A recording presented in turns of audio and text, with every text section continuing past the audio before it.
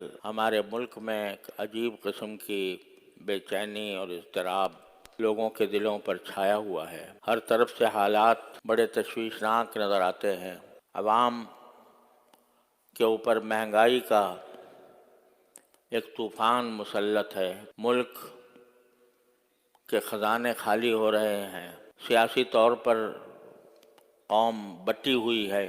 عدم استحکام سیاسی طور کے اوپر بھی ہے، معاشی اعتبار سے بھی ہے۔ سیاسی سطح پر ایک ہنگامہ برپا ہے۔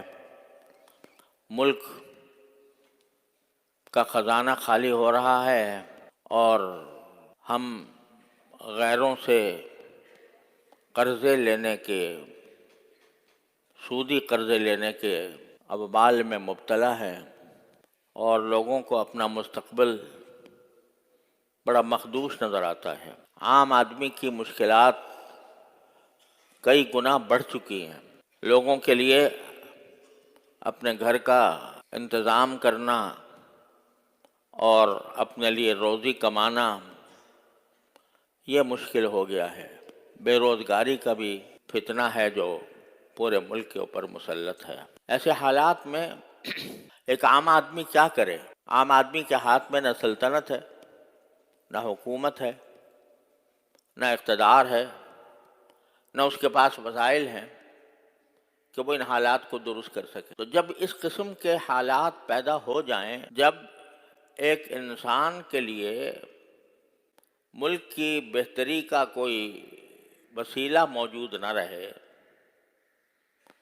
تو اللہ تبارک و تعالیٰ نے ایک نسخہ بتایا۔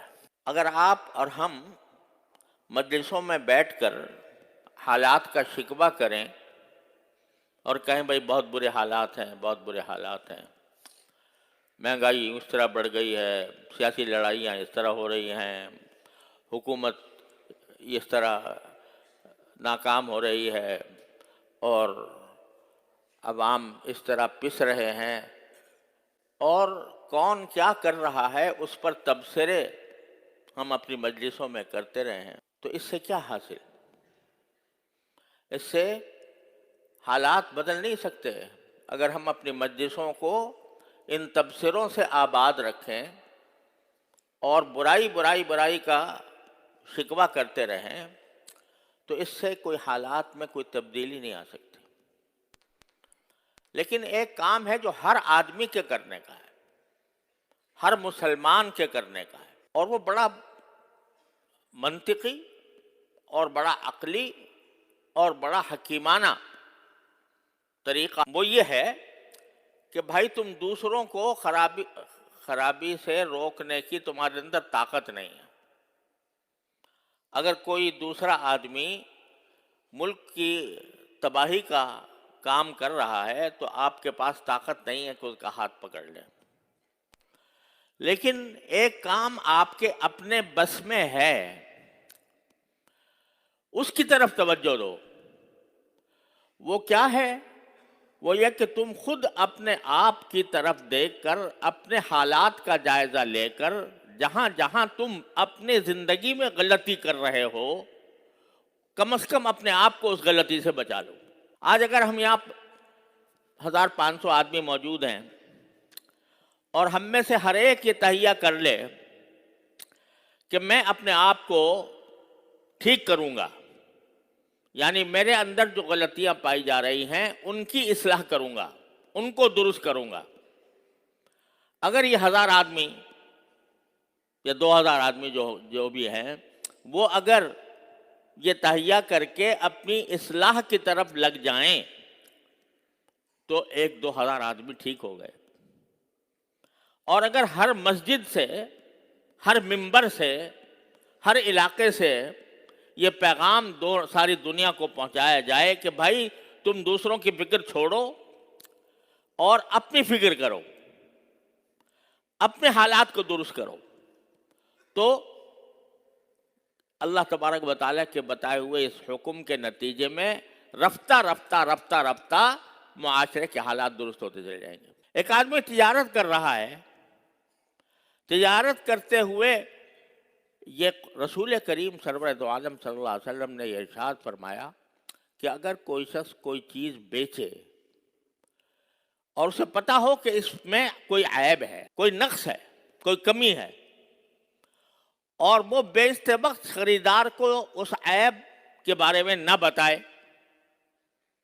بس بیچ دیا، سوچا اچھا چلو نکل گئی چیز،